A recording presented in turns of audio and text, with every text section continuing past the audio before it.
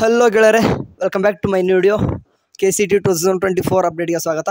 ಸರಿ, ನಿಮ್ಗಾಳೆ ಗೊತ್ತಿರುವ ಹಾಗೆ ನಿಮಗೆ ಮಾಕ್ ಅಲಾಟ್ಮೆಂಟ್ ರಿಸಲ್ಟ್ ನೋಡ್ಕೊಂಡಿದ್ದೀರಾ, ಮತ್ತೆ ಆಪ್ಷನ್ ಎಂಟ್ರಿ ಅಂತ ಬಿಟ್ಟಿದ್ದಾರೆ. ಆ್ಯಂಡ್ ಈಗ ಸಡನ್ ಆಗಿ ಮತ್ತೆ KE ಕಡೆಯಿಂದ ಇವತ್ತು ಮಧ್ಯಾಹ್ನ ಒಂದು ಅನ್ಎಕ್ಸ್ಪೆಕ್ಟೆಡ್ ಆಗಿ KE ಕಡೆಯಿಂದ ಅಣುಕು ಸೀಟು ಹಂಚಿಕೆಯ ಕಟ್ ಆಫ್ ಅಂತಂದರೆ ಮಾಕ್ ಅಲಾಟ್ಮೆಂಟ್ ಕಟ್ ಆಫ್ ಅನ್ನೋದು ನಿಮಗೆ ಬಿಟ್ಟಿದ್ದಾರೆ. ಓಕೆ, ಅದ್ರ ಬಗ್ಗೆ ಕೂಡ ಮಾತಾಡೋಣ. ಬಟ್ ನಮ್ಮ KEದವರು ಯಾವಾಗಲೂ ಈ ರೀತಿ ಮಾಡಲ್ಲ. ಓಕೆ, ಒಬ್ಬರಿಗೆ ಅಂದರೆ ಒಂದು ಕಣ್ಣಿಗೆ ಸುಣ್ಣ ಅಂತಾರೆ, ಇನ್ನೊಂದು ಕಣ್ಣಿಗೆ ಬಣ್ಣ ಅಂತಾರೆ, ಆ ರೀತಿ ಮಾಡ್ತಾ ಇದ್ದಾರೆ. ನಾನು ಯಾಕೆ ಈ ಮಾತು ಹೇಳಿದ್ನಪ್ಪ ಅಂತಂದರೆ, ಅವ್ರು ಫಸ್ಟ್ ಆಫ್ ಆಲ್ ಹೇಳಿದ ಪ್ರಕಾರ KEದವರು ಫಸ್ಟ್ ಮಾಕ್ ಅಲಾಟ್ಮೆಂಟ್ ಅಂತೂ KCET ಸ್ಟೂಡೆಂಟ್ಸ್ಗೆ ಬಿಟ್ಟರು. But second mock allotment result ಬಿಡೋಕ್ಕಿಂತ ಮುಂಚೆ, ಅಂದರೆ ಸೆಕೆಂಡ್ ಮಾಕ್ ಅಲಾಟ್ಮೆಂಟು ಬಿಡೋಕ್ಕಿಂತ ಮುಂಚೆ ಆಪ್ಷನ್ ಎಂಟ್ರಿ ಸ್ಟಾರ್ಟ್ ಆಗಬೇಕು. ಅದು ಆಪ್ಷನ್ ಎಂಟ್ರಿ ಯಾಕೆಪ್ಪ ಅಂತಂದರೆ ನೀಟ್ ಸ್ಟೂಡೆಂಟ್ಸ್ಗೋಸ್ಕರನೇ ನಿಮ್ಗೆ ಮಾಡ್ತಾಯಿದ್ದಾರೆ. ಓಕೆ, ಆ ನೀಟ್ ಸ್ಟೂಡೆಂಟ್ಸ್ ಜಾಯ್ನ್ ಆದಂತಂದರೆ ನಿಮಗೆ ಹೆಲ್ಪ್ ಆಗುತ್ತೆ. ಬಟ್ ಇನ್ನೂ ಕೂಡ ಜಾಯ್ನ್ ಆಗಿಲ್ಲ. ಬಟ್ ಹಾಕ್ತಾರೆ ಬಿಡಿ, ಮುಂದೆ ಹಾಕ್ತಾರೆ. ಬಟ್ ಅಲ್ಲಿವರೆಗೂ ಸ್ವಲ್ಪ ವೇಟ್ ಮಾಡಬೇಕಿತ್ತಲ್ವಾ. ಇಟ್ ಮೀನ್ಸ್ ಇಲ್ಲಿ ಏನಪ್ಪ ಅಂತಂದರೆ ನೀಟ್ ಸ್ಟೂಡೆಂಟ್ಗೆ ಸ್ವಲ್ಪ ತೊಂದರೆ ಆಗ್ತದೆ. ಆ್ಯಂಡ್ KCET ಸ್ಟೂಡೆಂಟ್ಸ್ಗಂತೂ ಸ್ವಲ್ಪ ಪರವಾಗಿಲ್ಲ, ಬೆಟರ್ ಹಾಕ್ತಿದ್ದಾರೆ. ಇನ್ನೂ ಕೂಡ ಅವ್ರಿಗೆ ಚೆನ್ನಾಗಿ ಅನಾಲಿಸಿಸ್ ಮಾಡೋಕ್ಕೆ ಬಿಟ್ಟಿದ್ದಾರೆ. ಆ್ಯಂಡ್ ಅದನ್ನ ಪಕ್ಕಕ್ಕೆ ಇಟ್ಬಿಟ್ಟು ಇವಾಗ ಇನ್ನೊಂದು ವಿಚಾರ ಮಾಡೋದಂತಂದರೆ, ಸರಿ ಇವಾಗ ಮಾಕ್ ಅಲಾಟ್ಮೆಂಟ್ ಅಂತ ಬಿಟ್ಟಿದ್ದಾರೆ. KE ವೆಬ್ಸೈಟಲ್ಲಿ ಬಂದುಬಿಟ್ಟು ಯಾರೆಲ್ಲ ನೋಡ್ಕೊಂಡಿಲ್ಲ, ಈಗ ಹೋಗ್ಬಿಟ್ಟು ನೋಡ್ಕೊರಿ. ಅಂತಂದರೆ UGCET 2024 ಅಂತ ಹೋಗ್ಬಿಟ್ಟು ಚೆಕ್ ಮಾಡಿಕೊಂಡ್ರೆ ನಿಮಗೆ ಎಲ್ಲ ರೀತಿ ಏನಪ್ಪ ಅಂತಂದರೆ ಕಟ್ ಆಫ್ ಅನ್ನೋದು ಸಿಗ್ತವೆ. ಸರಿ, ಇಲ್ಲಿ ನಿಮಗೆ ಮಾಕ್ ಅಲಾಟ್ಮೆಂಟ್ ಏನಪ್ಪ ಅಂದರೆ ಅಣುಕು ಹಂಚಿಕೆ ಕಟ್ ಆಫ್ ಅಂತ ಸಿಗುತ್ತೆ. ಅದರಲ್ಲಿ ನೋಡಿರಿ ನಿಮಗೆ ಇಂಜಿನಿಯರಿಂಗ್ ಸಿಗ್ತಾಯಿದೆ, ಆರ್ಕಿಟೆಕ್ಚರ್ ಸಿಗ್ತಾಯಿದೆ, ಕೃಷಿ ಅಂತಂದರೆ ಅಗ್ರಿಕಲ್ಚರ್ ಸಿಗ್ತಾಯಿದೆ, ಆ್ಯಂಡ್ B ಫಾರ್ಮ್ ಮತ್ತು ಫಾರ್ಮ್ D ಎಲ್ಲನೂ ಕೂಡ ಸಿಗ್ತಾ ಇದ್ದಾವೆ. ಬಟ್ ರಿಮೈನಿಂಗ್ ಒಂದು ನಮಗೆ ಇಂಪಾರ್ಟೆಂಟ್ ಸ್ಟೂಡೆಂಟ್ಸ್ ಜಾಸ್ತಿ, ಅದರಲ್ಲಿ ಬೇರೆ ನಮ್ಮ ಚಾನಲ್ ಜಾಸ್ತಿ ನೋಡೋವಂಥ ಸ್ಟೂಡೆಂಟ್ಸ್ ಯಾರಪ್ಪ ಅಂತಂದರೆ BS ನರ್ಸಿಂಗ್ ಸ್ಟೂಡೆಂಟ್ಸ್ಗೆ ಯಾವುದೇ ರೀತಿ ಒಂದು ಕಟ್ ಆಫ್ ಇಟ್ಟಿಲ್ಲ. ಓಕೆ, ಇವಾಗ ಏನಪ್ಪ ಅಂತಂದ್ರೆ ಮಾತಾಡೋದಂತಂದರೆ ಇಲ್ಲಿ 3 ಡಾಟ್ಸ್ ಮೇಲೆ ಕ್ಲಿಕ್ ಮಾಡ್ಕೊತೀನಿ, ಇಂದಿನ ವರ್ಷದ ಪ್ರವೇಶಗಳು ಅಂತ ಕ್ಲಿಕ್ ಮಾಡ್ಕೊತೀನಿ. ಸೇಮ್ UGCET 2024 ಮೇಲೆ ಕ್ಲಿಕ್ ಮಾಡ್ಕೊತೀನಿ. ಅಂತಂದರೆ ಪ್ರೀವಿಯಸ್ ಇಯರ್ದು ಕೂಡ ಚೆಕ್ ಮಾಡೋದಂತಂದರೆ ಅಲ್ಲೂ ಕೂಡ ನೀವು ಹೋಗ್ಬಿಟ್ಟು UGCET 2023 ಇದು BS ನರ್ಸಿಂಗ್ ಒಂದು ಕಟ್ ಆಫ್ ಅಂತ ನೋಡೋಕೆ ಹೋತಂದರೆ ಎಲ್ಲೂ ಕೂಡ ಸಿಗಲ್ಲ.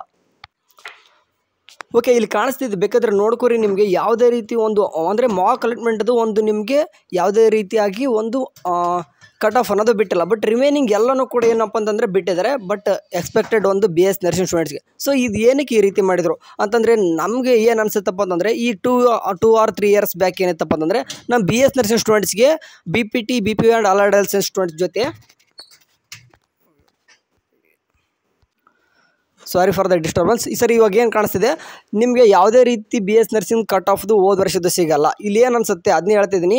BPT BPU and allied health ಜೊತೆ 2 ಇಯರ್ಸ್ ಬ್ಯಾಕ್ ಏನಿತ್ತಪ್ಪ ಅಂತಂದರೆ ಕಂಬೈಂಡ್ ಆಗಿಬಿಟ್ಟು ಕೌನ್ಸ್ಲಿಂಗ್ ನಡೀತಾ ಇತ್ತು. ಸೊ ಸದ್ಯಕ್ಕೆ ಇವಾಗ ಏನಪ್ಪ ಅಂತಂದರೆ ನಿಮಗೆ ಯಾವಾಗ ನಮ್ಮ ಒಂದು BS ನರ್ಸಿಂಗ್ KCET ಜೊತೆ ಬಂತು ಅವಾಗಿಂದ ನಮ್ಮ BS ನರ್ಸಿಂಗ್ದೆ ಅಷ್ಟೊಂದು ಕೇರ್ ಮಾಡ್ತಿಲ್ಲ. ಸೊ ಇದೇನಕ್ಕೆ ಬೇಕಿತ್ತು ಅಂತ.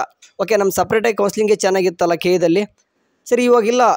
ನಮ್ಮ ಒಂದು BS ನರ್ಸಿಂಗ್ದು ಕೂಡ ಒಂದು ಕೋರ್ಸು ಈಸಿ ಅಲ್ಲ ಅಂತ ಗೊತ್ತಾಗಿದೆ, ಎಲ್ಲರೂ ಕೂಡ ಗೊತ್ತಿದೆ. ಒಂದು ಸೀಟ್ ತೊಗೊಳ್ಳೋ ಕೂಡ ಕಷ್ಟ ಇದೆ, ಆ್ಯಂಡ್ ಮುಂದೆ ಕೂಡ ಒಂದು ಪ್ರೊಫೆಷ್ನಲ್ ಕೋರ್ಸ್ ಅಂತ ಗೊತ್ತು. ಹಾಗಾಗಿಬಿಟ್ಟು KCET ಮಾಡಿದ್ರೆ ಎಲ್ಲರೂ ಕೂಡ ಒಳ್ಳೆಯದೇ. ಬಟ್ ಅದ್ರ ತಕ್ಕನಂಗೆ ಎಲ್ಲನೂ ಕೂಡ ರೆಸ್ಪಾನ್ಸ್ ಮಾಡಬೇಕಲ್ವಾ. ಸೊ ಯಾಕಂತಂದ್ರೆ ಏನಕ್ಕೆ ಈ ಮಾತು ಹೇಳ್ತೀನಿ ಅಂತಂದರೆ ಯಾವುದೇ ಒಂದು ಬಿಡಲಿ ಲೇಟಾಗಿ ಬಿಡ್ತಾರೆ. ಯಾಕಂತಂದರೆ ಒಂದು ಸೀಟ್ ಮೆಟ್ರಿಕ್ಸ್ ಅಂತ ಬಿಟ್ಟರು ಬಿಫೋರ್, ಅಂದರೆ ಆಪ್ಷನ್ ಎಂಟ್ರಿ ಸ್ಟಾರ್ಟ್ ಆಗ್ಲಿಕ್ಕಿಂತ ಮುಂಚೆ ಒಂದು ನಿಮಗೆ ಸೀಟ್ ಮೆಟ್ರಿಕ್ಸ್ ಅಂತ ಬಿಟ್ಟಿದ್ರು. ಅದನ್ನು ಕೂಡ ಏನಪ್ಪ ಅಂದರೆ ಆಪ್ಷನ್ ಎಂಟ್ರಿ ಸ್ಟಾರ್ಟ್ ಆದಮೇಲೆ ಬಿಟ್ಟರು. ಓಕೆ, ಎಲ್ಲ ಕೋರ್ಸು ನೋಡ್ಬೋದು ನೀವು, ಬಿಫೋರ್ ಆಪ್ಷನ್ ಎಂಟ್ರಿನೇ ಬಿಟ್ಟಿದ್ರು. ಬಟ್ BS ನರ್ಸಿಂಗ್ ಒಂದು ಏನಾಗಿತ್ತು ಅಂತಂದರೆ ಆಪ್ಷನ್ ಎಂಟ್ರಿ ಸ್ಟಾರ್ಟ್ ಆಗಿ 2 ಡೇಸ್ಗೆ ಏನಾಯ್ತು ಒಂದು ಸೀಟ್ ಮೆಟ್ರಿಕ್ಸ್ ಅನ್ನೋದು ಬಂತು. ಓಕೆ, ಪಿ ಸ್ಟ್ರಕ್ಚರು ಅಷ್ಟೇ ಲೇಟಾಗೇ ಬಂತು. ಸೊ ಇದನ್ನೆಲ್ಲ ನೋಡಿದಾಗ ಏನಾಗುತ್ತಪ್ಪ ಅಂತಂದರೆ KE ಜೊತೆ ನಮ್ಮದು ಒಂದು KCET ಜೊತೆ ನಮ್ಮ ಒಂದು BS ನರ್ಸಿಂಗ್ ಕೌನ್ಸ್ಲಿಂಗ್ ಬೇಕಾಗಿತ್ತಾ ಅಂತ ಅನಿಸಿಬಿಡುತ್ತೆ. ಸರಿ, ಇವಾಗ ಏನು ಮಾಡೋಕ್ಕಾಗಲ್ಲ. ಯಾಕಂತಂದರೆ ನಮ್ಮ ಒಂದು KEದವರು ಮಾಡೋದೇ ಆ ರೀತಿ.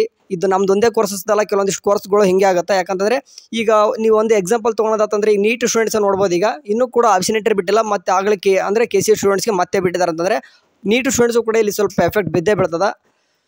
ಆ್ಯಂಡ್ ಅದರಲ್ಲೂ ಕೂಡ ಮೋರ್ ಆ್ಯಂಡ್ ಮೋರ್ ನಮ್ಮ BS ನರ್ಸಿಂಗ್ ಸ್ಟೂಡೆಂಟ್ಸ್ಗೆ ಪದೇ ಹೇಳೋದಷ್ಟೇ, ನೀವು ಅಷ್ಟೊಂದು ತಲೆ ಕೆಡಿಸ್ಕೊಳ್ಬೇಡ್ರಿ. ಏನು ಅದು ಬಿಟ್ಟಿಲ್ಲ ಇದು ಬಿಟ್ಟಿಲ್ಲ ಅಂತಂದರೆ ಸೀಟ್ ಮೆಟ್ರಿಕ್ಸ್ ಬಿಟ್ಟಿಲ್ಲ ಅಥವಾ ನಮಗೆ ಈ ಕಟ್ ಆಫ್ ಬಿಟ್ಟಿಲ್ಲ ಅಂತಂದು ಕೂರಬೇಡ್ರಿ.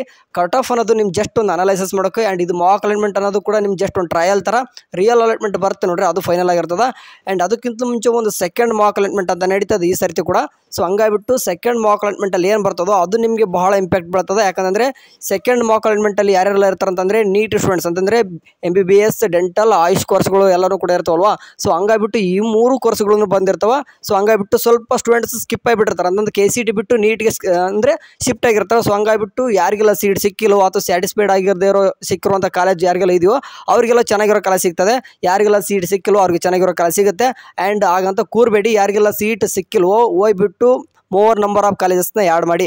ಓಕೆ, ಯಾರಿಗೆಲ್ಲ ಜಸ್ಟ್ ಅಂತಂದರೆ ಒಂದು 150 ಕಾಲೇಜ್ ಆ್ಯಡ್ ಮಾಡಿದ್ರಪ್ಪ ಅಂತಂದರೆ ಯಾರಿಗಾದರೂ ಕೆಲವೊಂದಿಷ್ಟು ಹುಡುಗರಿಗೆ 140 145 ಈ ರೀತಿ ಸಿಕ್ಕಾಗ ನಿಮಗೆ ಸಿಗದೇ ಇರೋ ಚಾನ್ಸಸ್ ಜಾಸ್ತಿ ಆಗುತ್ತೆ. ಸೊ ಹಂಗಾಗಿಬಿಟ್ಟು 150 ಆ್ಯಡ್ ಮಾಡಿದ್ರಲ್ವ, ಇನ್ನೂ ಒಂದು 50 ಅಥವಾ 100 ಜಾಸ್ತಿ ಕಾಲೇಜಸ್ನ ಆ್ಯಡ್ ಮಾಡಿರಿ, ಎಲ್ಲಾದರೂ ಒಂದು ಸಿಗುತ್ತೆ. ಯಾಕೆ ರ್ಯಾಂಕ್ ದೂರ ಇಟ್ಕೊಂಡು ನಿಮಗೆ ಸೀಟ್ ಸಿಗಬೇಕು ಅಥವಾ ಅದರಲ್ಲೂ ಕೂಡ ಚೆನ್ನಾಗಿರೋ ಸೀಟ್ ಸಿಗಬೇಕಂತಂದರೆ ತುಂಬ ಕಷ್ಟ ಇರ್ತದೆ.